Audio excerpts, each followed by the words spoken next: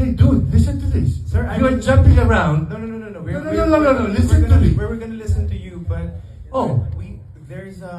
there's a space and time. Jericho, magbago ka dyan, ha? No, sir. Because po ka, patapusin mo ako. 1 minute, I'm done. It's just in direction, ha?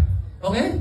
Let 1 minute, sige. Give 1 other minute. people the 1 minute. Yes, chance. okay. Already Everyone, opened the floor, everyone, sir. we Okay, so respect this you. no more question. May we request This I tell you all. who wants to ask the next You question? have opened the Yes, sir. Pandora's box.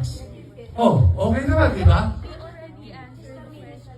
Oh, 1 minute naman eh. So listen to this. I have watched this the third time in the week.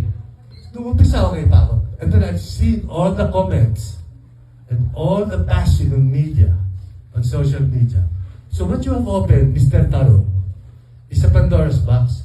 Maraming mga Pilipinong bata ngayon hindi naman nag-aral. Alam ba nyo that we got women suffrage before France? Alam ba nyo na mismo Hacienda de Quezon, pinamahagi niya? Libre? Teka, hindi pa ako tapos. Yes, sir. Kakainin mo yung 1 minute ko eh. I have 45 seconds.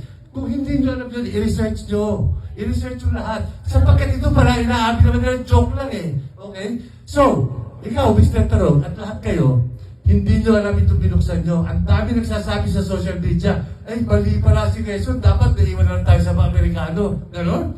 So, nasa ilalim tayo ni Trump?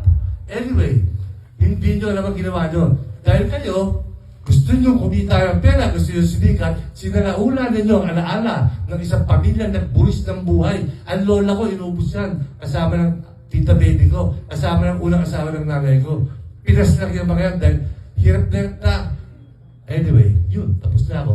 Mahiya kayo. Ngayon, eto sinachannel ko ngayon ang aking lolo sa pagsabi ko sa inyong ito. Kayo!